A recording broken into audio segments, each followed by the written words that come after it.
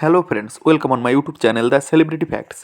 ভারত ও অস্ট্রেলিয়ার মধ্যে চলতে থাকা বর্ডার গাভাস্কার ট্রফি এখন চূড়ান্ত পর্যায়ে চলে গিয়েছে। কারণ এখনও পর্যন্ত বর্ডার গাভাস্কার ট্রফি কোন দল জিতবে সেটা বোঝা খুবই কঠিন।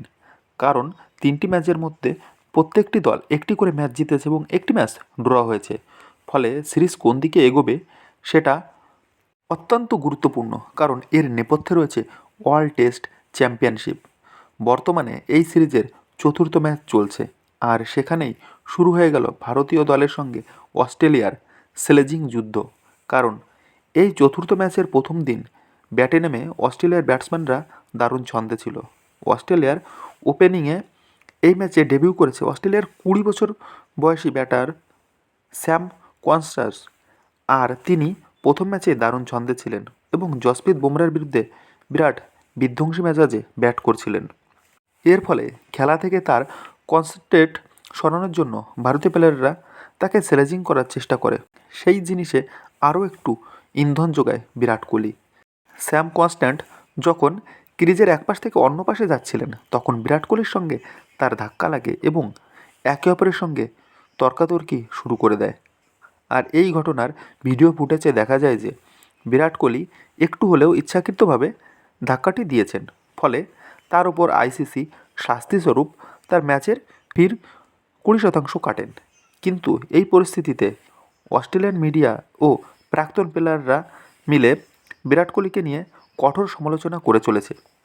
অস্ট্রেলিয়ার মিডিয়া তাদের সংবাদপত্রে বিরাট কোহলিকে নিয়ে বিভিন্ন মন্তব্য প্রকাশ করেছেন। তাছাড়া অস্ট্রেলিয়ার ক্রাউডের একাংশ বিরাট কোহলির বিরুদ্ধে অকথ্য স্লোগান শুরু করে দিয়েছে। কিন্তু বিরাটের এই ব্যাপার নিয়ে যদি অস্ট্রেলিয়া এত মাথা ব্যথা করে, তাহলে সেটা ঠিক নয়। কারণ টেস্ট ক্রিকেটে স্লেজিং জিনিসটা কিন্তু অস্ট্রেলিয়ানদেরই সৃষ্ট।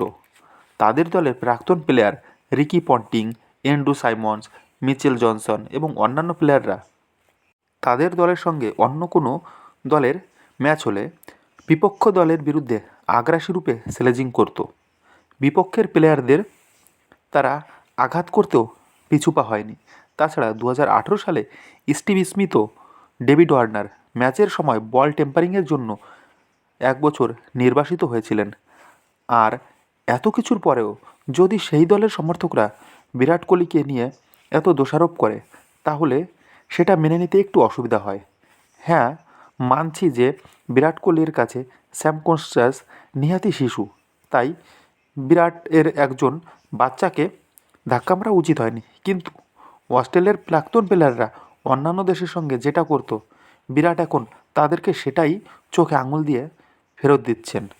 আর আমরা দেখেছি যে বিরাট কোহলি ভারতীয় দলের টেস্ট ক্রিকেটে ক্যাপ্টেন হওয়ার পর থেকেই ভারতীয় দলে একটি আগ্রাসী মনোভাব এসেছিল। অস্ট্রেলিয়ানদের স্লেজিংয়ের পাল্টা স্লেজিং ভারতীয় দল শুরু করেছিল। তো বন্ধুরা, তোমাদের কি মনে হয় বিরাট কোহলি অস্ট্রেলিয়ানদের প্লেয়ারদের সঙ্গে এই আচরণ সঠিক কি না, সেটা তোমরা কমেন্ট করে জানিও। বন্ধুরা, ভিডিওটি ভালো লাগলে অবশ্যই লাইক করো এবং অন্যান্য আর আপডেট পেতে চ্যানেলটিকে সাবস্ক্রাইব করো।